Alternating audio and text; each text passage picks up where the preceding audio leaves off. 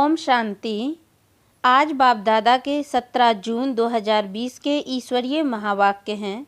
मीठे बच्चे, याद में रहो तो दूर होते भी साथ में हो। याद से साथ का भी अनुभव होता है और विकर्म भी विनाश होते हैं।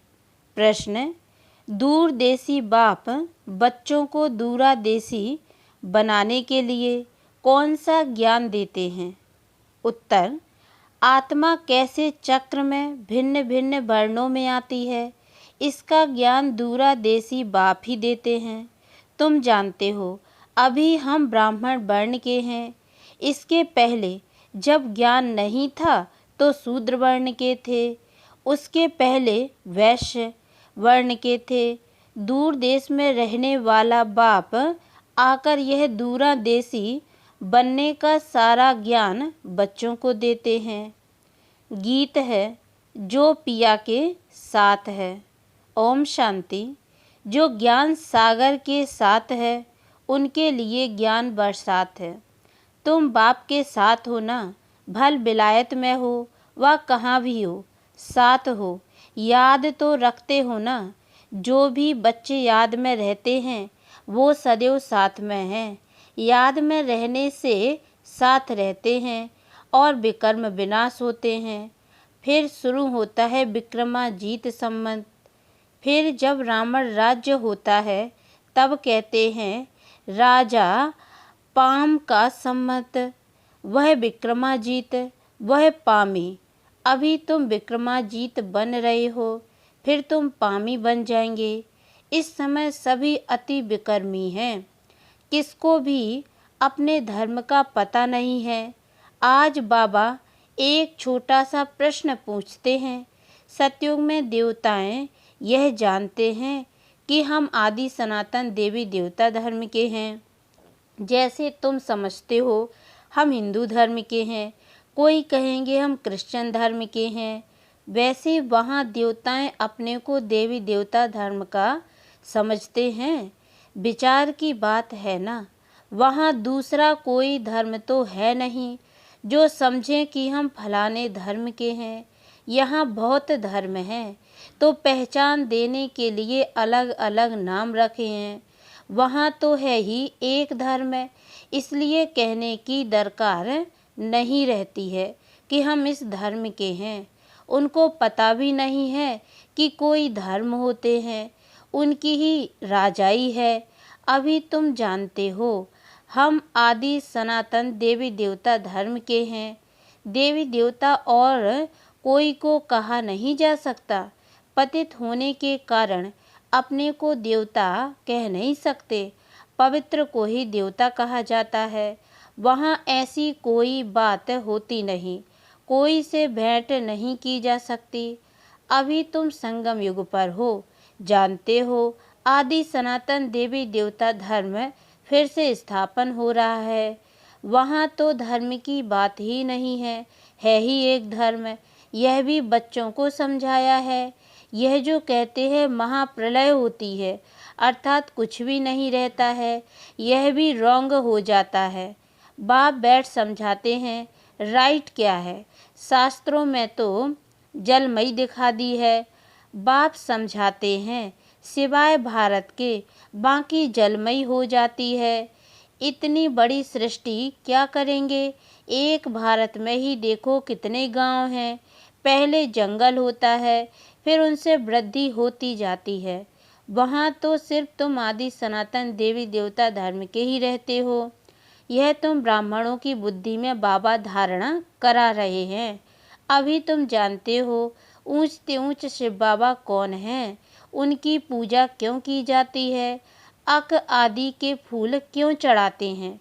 वह तो निराकार है ना। कहते हैं नाम रूप से न्यारा है, परंतु नाम रूप से न्यारी कोई चीज़ तो होती नहीं। तब क्या है जिसको फूल आदि चढ़ाते हैं।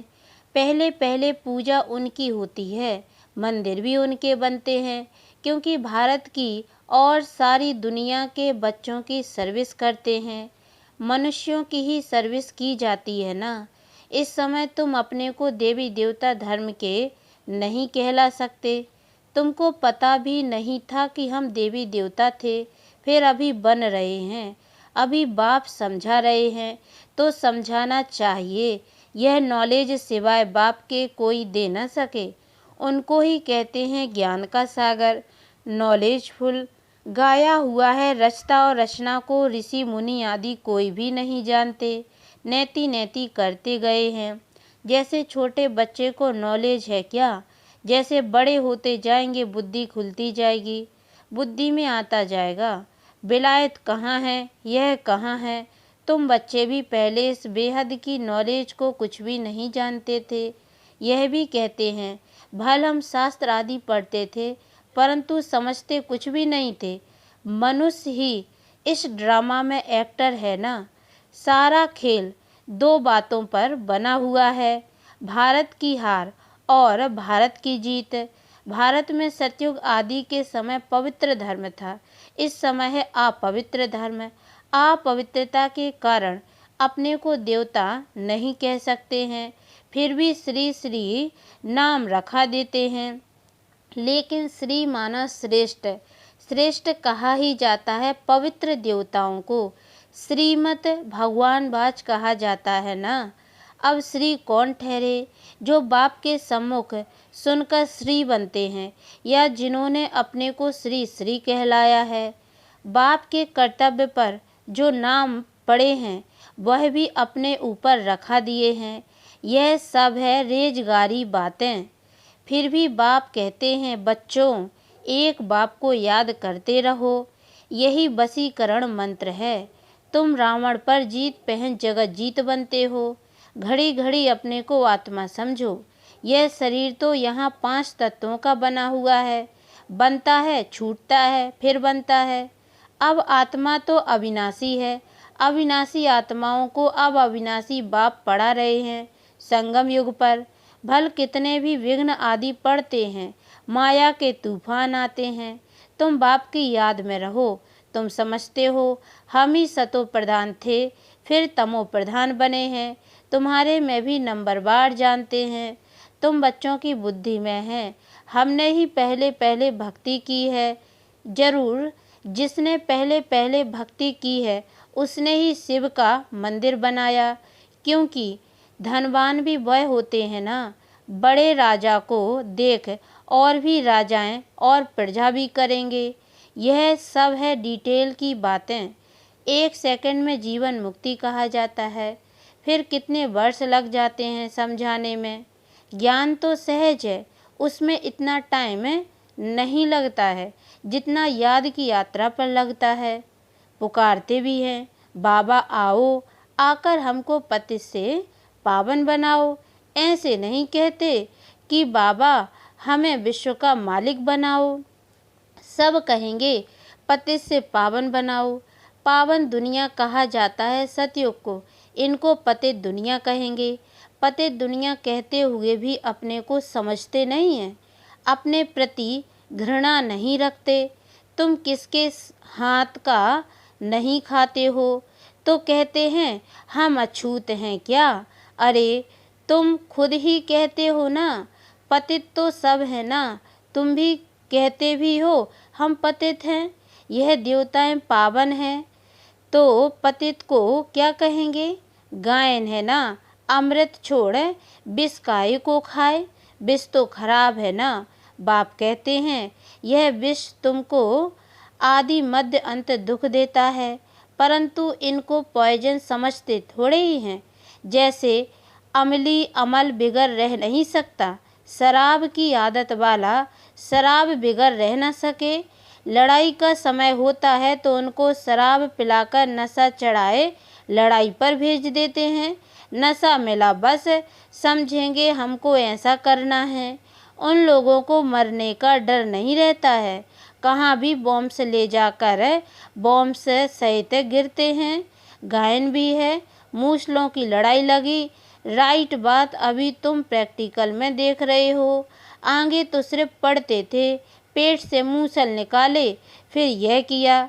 अभी तुम समझते हो पांडव कौन है, कौरव कौन है। स्वर्गवासी बनने के लिए पांडवों ने जीते जी देह अभिमान से गलने का पुरुषार्थ किया। तुम अभी यह पुरानी जुत्ती छोड़ने का पुरुषार्थ करते हो। कहते हो ना, पुरानी जुत्ती छोड़ नई लेनी है। बाप बच्चों को ही समझाते हैं। बाप कहते हैं, मैं कल्प कल्प आता हूँ, मेरा नाम है शिव। शिव जयंती भी मनाते हैं। भक्ति मार्ग के लिए कितने मंदिर आदि बनाते हैं, नाम भी बहुत रख दिए हैं। देवियों के भी ऐसे नाम रख देते हैं। इस समय तुम्हारी पूजा हो रही है, यह भी तुम बच्चे ही जानते हो। जिसकी हम पूजा करते थे वह हमको पढ़ा रहे हैं। जिन लक्ष्मी नारायण के हम पुजारी थे वह अभी हम खुद बन रहे हैं। यह ज्ञान बुद्धि में है। सिमरन करते रहो, फिर औरों को भी सुनाओ। बहुत हैं जो धारणा नहीं कर सकते हैं। बाबा कहते हैं, जास्ती धारणा नहीं कर सकते हो तो हर्जा नहीं, याद की तो धारणा है ना। बाप को ही याद करते रहो। जिनकी मुरली नहीं चलती है तो यहाँ बैठे सिमरन करें। यहाँ कोई बंधन झंझट आदि है नहीं। घर में बाल बच्चों आदि का वातावरण देख वह नशा गुम हो जाता है। यहाँ चित्र भी रखे हैं, किसको भी समझाना बहुत सहज है। वो लोग तो गीता आदि पूरी कंठ कर लेते हैं। सिख लोगों को भी ग्रंथ कंठ रहता है। तुमको क्या कंठ करना है? बाप को तुम कहते भी हो, बाबा यह है बिल्कुल नई चीज़, यह एक ही समय है। जबकि तुमको अपने को आत्मा समझ एक बाप को याद करना है। 5000 वर्ष पहले भी सिखाया था, और कोई की ताकत नहीं जो ऐसे समझा सके। ज्ञान सागर है ही एक बाप है, दूसरा कोई हो न सके। ज्ञान सागर बाप ही तुमको समझाते हैं। आजकल ऐसे भी बहुत निकले हैं जो कहते हैं हमने अवतार लिया है, इसलिए सच की स्थापना में कितने विघ्न पड़ते हैं। परंतु गाया हुआ है, सच की नाव हिलेगी डुलेगी लेकिन डूबेगी नहीं। अब तुम बच्चे बाप के पास आते हो तो तुम्हारी दिल में कितनी खुशी रहनी चाहिए। आगे यात्रा पर जाते थे तो दिल में क्या आता था? अभी घर बार छोड़ यहाँ आते हो तो क्या ख्यालात आते हैं? हम बाप दादा के पास जाते हैं। बाप ने यह भी समझाया है। मुझे सिर्फ शिव बाबा कहते हैं। जिसमें प्रवेश किया है वह है ब्रह्मा। बिरादरियाँ होती हैं ना, पहली बिरादरी ब्राह्मणों की है, फिर देवताओं की बिरादरी हो जाती है। अभी दूरदेशी बाप बच्चों को दूरादेशी बनाते हैं। तुम जानते हो आत्मा कैसे सारे चक्र में भिन्न भिन्न वर्णों में आई है, इसका ज्ञान दूरादेशी बाप ही देते हैं। तुम विचार करेंगे, अभी हम ब्राह्मण वर्ण के हैं, इसके पहले जब ज्ञान नहीं था तो शूद्र वर्ण के थे। हमारा है ग्रेट ग्रेट ग्रैंडफादर ग्रेट शूद्र, ग्रेट वैश्य, ग्रेट क्षत्रिय, उनके पहले ग्रेट ब्राह्मण थे। अब यह बातें सिवाय बाप के और कोई समझा न सके। इनको कहा जाता है दूरन देश का ज्ञान। दूर देश में रहने वाला बाप आकर दूर देश का सारा ज्ञान देते हैं बच्चों को। तुम जानते हो हमारा बाबा दूर देश से इसमें आते हैं। यह पराया देश है, पराया राज्य है। शिव बाबा को अपना शरीर नहीं है और वह है ज्ञान का सागर। स्वर्ग का राज्य भी उनको देना है। कृष्ण थोड़े ही देंगे, शिव बाबा ही देगा। कृष्ण को बाबा नहीं कहेंगे। बाप राज्य देते हैं, बाप से ही वर्षा मिलता है।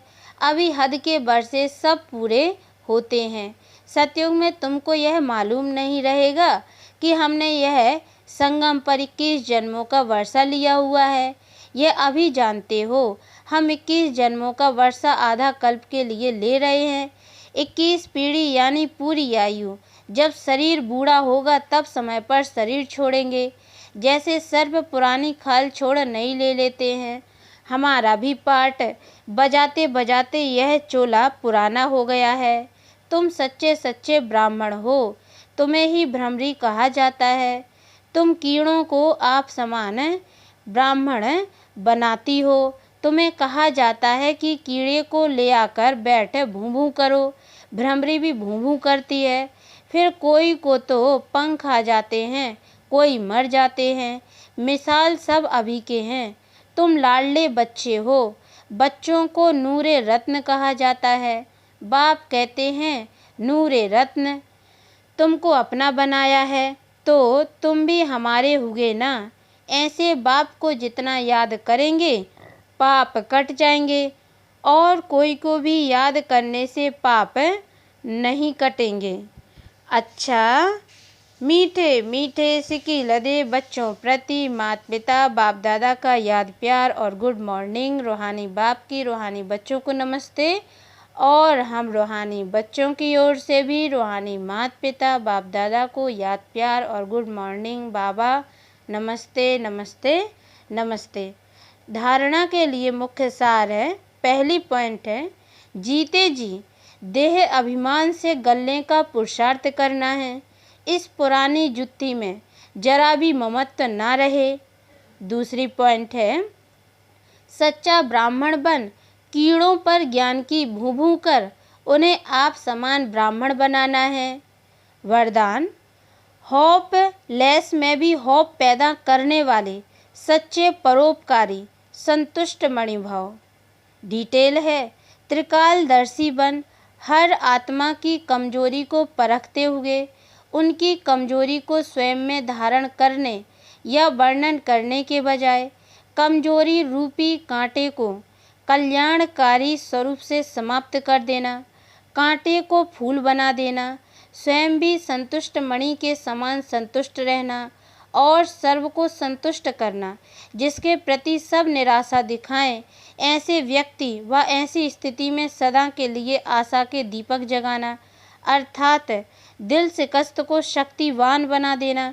ऐसा श्रेष्ठ कर्तव्य चलता रहे तो परोपकारी संतुष्ट मणि का वरदान प्राप्त हो जाएगा।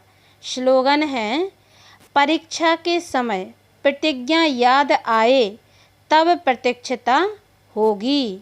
अच्छा, ओम शांति।